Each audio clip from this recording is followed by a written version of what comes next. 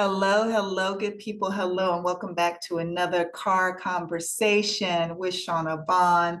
Make America Think Again with Shaunavonn. For all of you out there that can just hear my voice out there in the I don't know, podcast sphere. um, whether you're on iTunes, Spotify, wherever you follow me, thank you so much for following the podcast and listening and tuning in. I would love for you to join us here on YouTube so we can chat and have exchange here on YouTube, and also start going live so we can start having some conversations, because we're going to need to have some conversations. We need to have some back and forth dialogue because stuff is getting a little crazy. It's getting a little crazy. And unfortunately, I'm only hearing that it's going to get worse. So we need to come together as a community, figure out some solutions, and have some discussions. Down below, you can, there are my handles there, Shaunavonn, B as in victory, O as in orange, N as in Nancy, N as in Nancy. You can find me on IG under @Shaunavonn, and you can also find me on Facebook, just Shaunavonn. And then also down below is my Cash App. If any of you want to bless me at Cash App $1111 Oracle. Oracle, because I be knowing, honey. I be knowing. Okay? I be knowing. All right, so let's talk about what the big discussion is. Well, one of the big discussions is in America right now, and that is this conversation over a publicly accessible app called Signal that the higher ups, cabinet members, were having about attacking Yemen, which happened on March 15th. Okay, so number one, they're having a classified conversation, top secret conversation on an app that our own government has found is not secure. It can be accessed by anyone, right? People can break into your information, break into your conversations, break into your chats. Our own government has warned, put that in writing recently. Okay, so that's number one. Number two, you have people who are actually experienced, have been in the government before. Marco Rubio, who sat in this chat, didn't say a word, hey, these details, we shouldn't be putting this on Signal. This is some skiff information. This is something we need to sit down together, leave our phones, our Apple Watches outside, and communicate. The windows are frosted in or blackened out. There's no windows. Like, people can't see in, so they can't read our mouths. There's nothing, no electronics to pick up this information. But no, Marco Rubio did not say a word. The secretary, is it the Secretary of State? No, I'm sorry, Chief of Staff. Marco Rubio is the Secretary of State. Chief of Staff, she said nothing. Michael Waltz actually is the person who added the editor-in-chief of The Atlantic, Jeffrey Goldberg. He's the one that added Jeffrey Goldberg to the chat. Just because, and I've heard stories about the initials got mixed up with somebody else he must have had in his phone, but therein lies the problem with using your personal device, right? You have people in your phone, and we have all done this. I'm not excusing this, because they should not have been using this form of communication about something that is so sensitive, something that is so classified in the first place. But I know I have text people that I didn't mean to text. I've sent emails to people that I didn't mean to email. But how you cut out, how you minimize the probability of that happening, you don't use your personal phone for these types of conversations. So that's what they did. Pete Hegseth, now We all know Pete is coming from faux news, and Pete knows how to use, some semantics and parlay a conversation into a different direction, that he needs it to go. But is he really prepared and well versed in what it means to run the DOJ? No. Or Department of Defense? Absolutely not. No. Then I'm not going to get on his personal issues yet.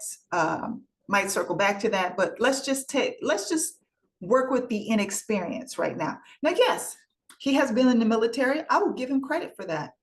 But just being in the military and going from the military to a news personality does not director of the department or secretary of the Department of Defense make. Like, there's a whole lot of experience that he's missing in there. And case in point,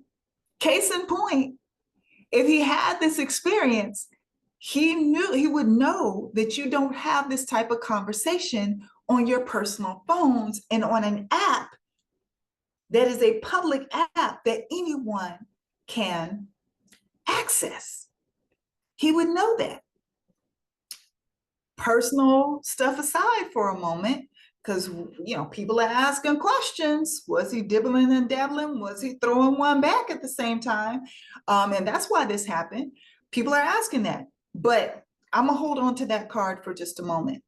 So we had Marco Rubio. We had the person who actually included or added Jeffrey Goldberg to this conversation, Michael Waltz.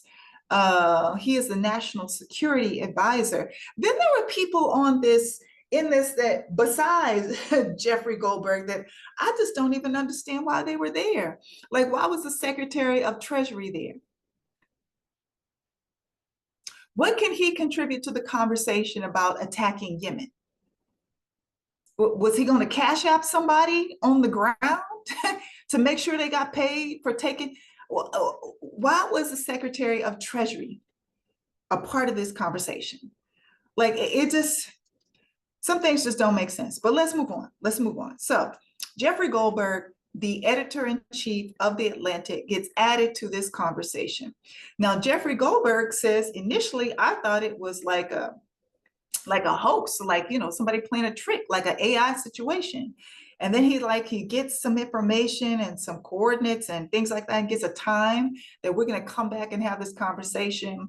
And then he was literally in the grocery store parking lot when he receives the notification that everybody is on deck on this, in this chat, and that is join the chat.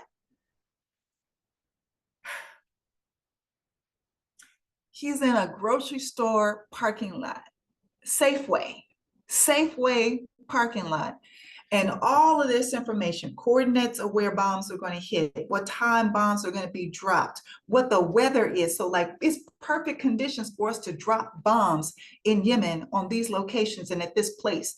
And we know that this person that we're targeting is going to be at this spot at this exact time. All of this information is coming onto his personal cellular device while he sits in the parking lot of a grocery store. I have been in public spaces where people have airdropped me information, pictures that I know they didn't mean to send to me. Okay, so why would not one think that if I can drop something in your phone, I can also extract something from your phone? But this is what went down. So Jeffrey Goldberg, being the patriot that he is my patriot for the day. I'm going to get there. But being the patriot that he is, he said, you know what? Some bad shit went down and people need to know about this. I should not have been privy to this conversation. He actually backed his way out of the conversation, out of the chat before the chat was actually over, but he was able to screenshot some shit, and it has been shared. So he's in the grocery store parking lot. This information is coming through. He's privy to this conversation he shouldn't be in. And let me circle back to March 15th. So this comes out yesterday, right? And I held this conversation because I wanted to see what else was going to happen. There was an immediate, not investigation, but an immediate hearing. Tulsi Gabbard was there. This Michael Waltz was in this meeting. The people who I felt like really should be there, like Pete Hegseth, was not. He was not at this meeting. The VP, JD Vance, was not at this meeting, but he was in this chat.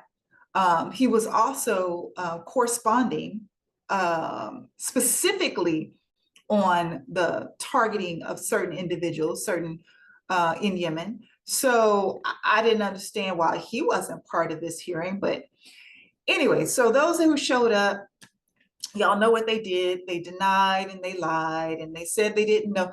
Tulsi Gabbard had the audacity to say that she doesn't even remember where she was. How do you not remember what country you've gone to? Now, I understand that they travel a lot, but seriously, in the past week and a half, I would be able to remember what countries I've traveled to. But she legit said, I don't know, I'd have to check my schedule. Like you just, booked and busy, right? Which she may be, but you cannot tell me. They didn't ask her about a date a year ago. They didn't ask her about 6 months ago. They asked her about March 15th. What day is it? It's March 26th. You don't know what country you were in when this conversation was happening, when you were talking about dropping bombs on Yemen. You have no clue what country you were in. Like that'd be some shit I would remember, because I would know that some people are about to die and I'm going to be responsible for that. But she said, I don't have a clue. I have no idea where I was, right? Also on this date, I'm flipping back to March 15th. Yamiche Alcindor, I hope I'm pronouncing her name correctly. She actually broke into, I was watching a news segment on MSNBC. She broke in with breaking news that this was going down because Felon 47 was truthing about it, tweeting about it, posting about it, whatever, on his social media thing. He was talking about it. So flash forward to yesterday, the first thing out of Felon 47's mouth was, I didn't know anything about it. I don't even know what Signal is. I don't know what's going on. How are you the president of the United States and you don't know what the hell your cabinet is doing? Especially when they are attacking, when they are bombing in another country. So we all knew that was some bullshit. So let's go back to Ms. Alcindor's reporting on the 15th. What she said was he was posting on Truth Social this information in real time. And she had said, it's stunning. I believe that's the word she used. Stunning that he is posting about this as military, part of the Air Force or whomever is dropping these bombs. They were in the air. So you had these folks, the cabinet, that were communicating in an unsecure public app about what's going down. Anybody could access that information. They popped Jeffrey Goldberg into the conversation that he had no clue, how he got there or why, but I guess now we know because, we were supposed to have this information. So he was popped into that conversation unknowingly. And you also have at the same time, you have Felon 47 is telling the world that this is going down as military members, as troops are actually flying to execute the plan. So they're all jeopardizing. The point I'm trying to make is that they're all jeopardizing. Not only did they jeopardize the military, but they also jeopardized all of us. All of us. So they read the initials, JG, And apparently, Michael Walsh assumed that this was somebody else, or they all assumed it was somebody else because nobody questioned who is JG.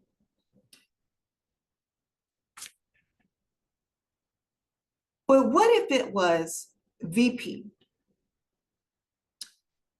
And they just sat back and assumed that it was JD Vance. And what if it actually was a little bubble with VP on it that was Vladimir Putin? But none of them on that call, none of them on this text asked a question. None of them asked to verify who is JG. JG hadn't chimed into the conversation. JG didn't post any little emojis. These are grown-ass people posting emojis about killing folks. Enemies or not, they are I'm not gonna say joking, but they are using emojis about killing folks. Let that sink in. And then nobody's questioning who this JG is on the call. Now I'm gonna tell you something. Sororities have more security than this. I could never sit in a meeting in person. I could never be on Zoom. I could never be on a phone call. I could never be in a text thread, and I could never be in a group chat without everyone that is involved. Everyone in my chapter or that's on that call, in that text, in that meeting, Zoom, whatever it is, whatever platform is being used, I could never be there without everyone in that bitch knowing who the hell I am and that I belong there. It would never happen. It would never happen. I don't know how y'all do things, but let me tell you something. And I'm talking about other ethnicities. I don't know how y'all do things, but African American Black sororities and fraternities, we keep it on lock. You can't just sit on a phone and we can't recognize your number or see your face or your initials. Somebody is going to say, ho, who is JG? I don't recognize this number. Oh, who is this person that's trying to come into the meeting? Do you know what the password is? Yeah, sororities are that deep. So how is it that sororities have more security than our government? How does that happen? Does that make any sense to you? Me either. Okay, so moving right along. So since this has gone down, since Jeffrey Goldberg made this public, and he tried to make it public and not divulge all the information, right? And then he got attacked. He got attacked and trashed by Pete Hegseth, first of all, and then Felon 47, like all the right was coming after him. He said, oh, okay. Y'all want to sully my name? Y'all want to trash me? Okay, I got something for you. Hold on a minute. Hold my beer. Hold my beer is what he said. The next day, screenshot after screenshot after screenshot. That's what happened this morning. It seems like it's been days because it's just been a 48-hour whirlwind. But that's what happened this morning. Jeffrey Goldberg came with the receipts. He said, hold my beer. I'm going to show y'all asses. I'm going to show y'all about trashing me when you know I'm telling the truth. You know I'm telling the truth. So there were hearings. There was a second hearing this morning. Again, more lies, more lies, more lies.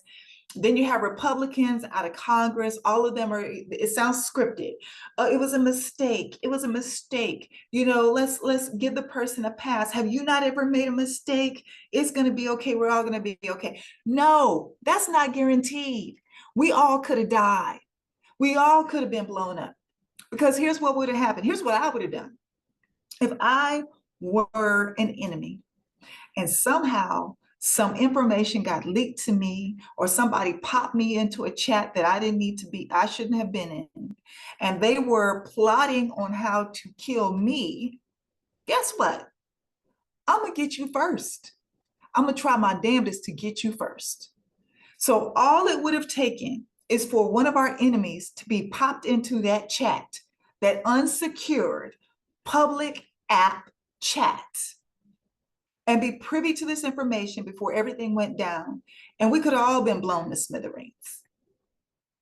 Or the 40,000 military members that are stationed in the Middle East, they all could have been blown up.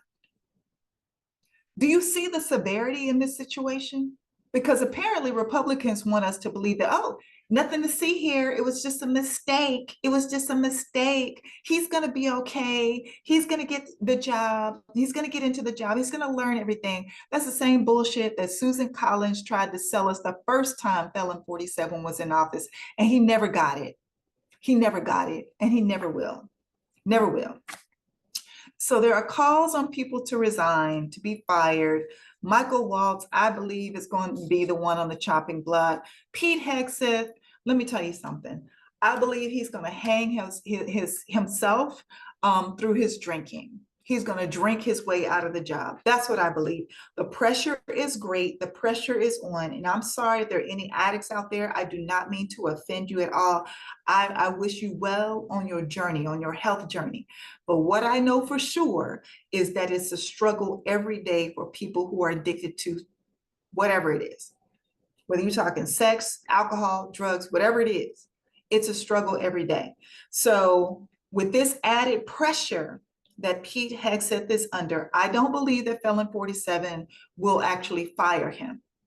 He finds him useful. He finds him to be pretty, good for television. He has some fixation with people that are physically fit and have a certain look, Swedish, strong job, whatever you want to call it. Look, I'm not, I don't know what that's all about, but he does seem to have a certain proclivity for that look for men, on men.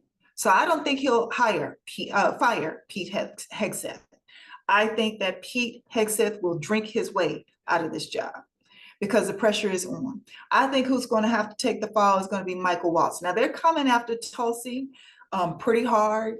And I believe that because they didn't want her, they really didn't want her, well, they didn't want Pete either, but they really didn't want her there because she is seen as a Russian asset.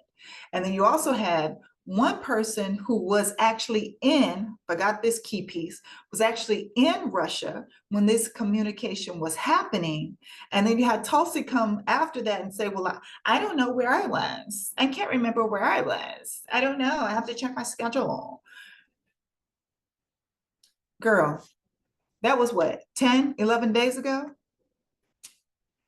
So as I told you all the last episode I did, I really believe that we need to define this patriot or redefine this whole patriot situation. People want to run around calling themselves patriots who did, crazy things, have done crazy things.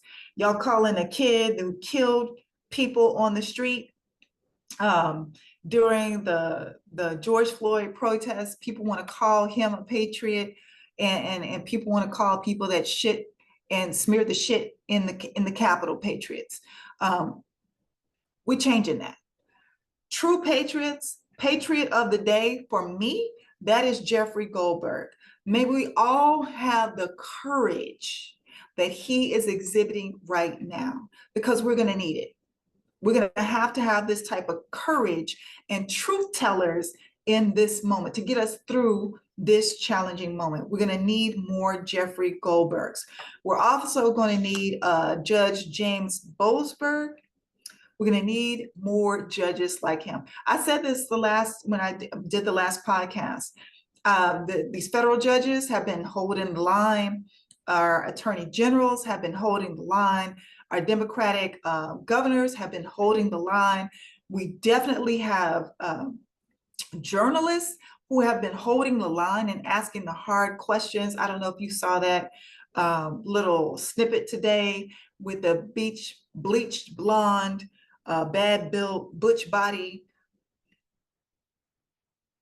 bitch who's in Congress, Marjorie Taylor Greene, but those journalists held her feet to the fire. She tried to just dismiss the British journalist, and then the American journalist said, hey, I want to ask the same question that she was asking. So kudos to whoever that journalist was who had his colleagues back, and also for holding that crazy troll, holding her feet to the fire. So our journalists are on a day-to-day basis, on a daily basis, being true patriots. But overall, today, I've got to give it to Jeffrey Goldberg.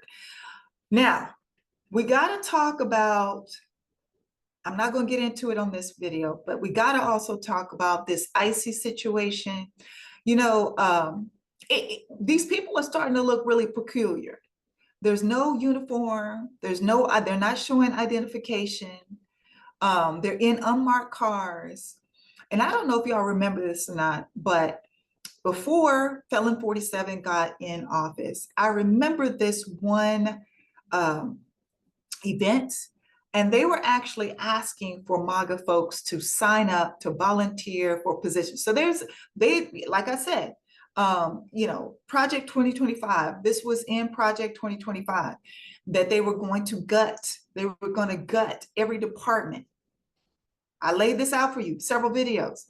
And I remember this one video distinctly where there was a person, cannot remember. I almost want to say it was Pete Hegseth, but I'm not sure. No, it wasn't Pete, because he was still on Bo News. But there was a guy there, and he was saying, look, we're going to need volunteers, people that we can interview. I don't even know if they're doing proper interviews, to fill these positions once we gut the government. I remember that distinctly. And it's just these IT people that I'm seeing in these videos that are going after these students. They're really starting to look like more like, I don't know, some volunteer vigilantes versus people who have been actually, you know, have gone through some sort of training, or actually police officers. Like there's no vest, there's no type of identification being provided to anyone. They're just snatching folks up. So we got to talk about that. Start paying attention to that. Also, don't know whether you saw this. Florida is trying to go to the child labor. And I told y'all this. Arkansas has already done it. That Sarah Huckabee chick, she's already done it. That governor in Arkansas, she kicked it off. And this is the same thing that was in Project 2025. And I told y'all also, when they start getting rid of the migrants who are working these jobs, who's going to fill these jobs? I kept asking that question. And Florida's answer is children, kids. So they're trying to get rid of their child labor laws, which again, they told all of us in Project 2025, y'all don't want to believe it. And here we are. And then the last thing I want to talk about is James Boasberg. I mentioned him. The judge has been holding the line on this, barring deportations under the Alien Enemies Act. And again, we need more judges. We need more. And again, guys, these are federal judges that have been appointed by Republicans, that have been appointed by Democrats. It does not matter. They are sticking to the letter of the law. And that's what matters in this moment. So it's not a party issue. We've got to get away from the whole party situation. We are in a fight for our lives. I know I'm laughing. I'm trying to keep a little levity here, but we are literally in a fight for our lives and our freedoms. What I was saying for months before the election, but I'm trying not to, I keep trying not to go into the I told you so, but I'm just pissed off every day because all y'all had to do was listen. All y'all had to do was vote and vote for Kamala. But here we are. So Judge James Boasberg got support by an appellate court in this fight against Felon 47 being able to use this Aliens Enemies Act. So now next step will be going to the Supreme Court. So these are the items I'm going to be talking about in forthcoming episodes, but I did want to have this conversation about this whole Signal chat situation and this Jeffrey Goldberg. And like I said, I'm going to reiterate this. These people who are holding the line, and people who are truth tellers, and people who are letting us know what the hell is going on, whether you're talking about a leaker, you're talking about a reporter, you're talking about anybody that was a federal worker that was on the inside that's letting us know how things are going down. They are the true patriots, because without this information, we could not take action. And that's what we need. We need the truth, and the truth will motivate people to action. I will talk to you all soon.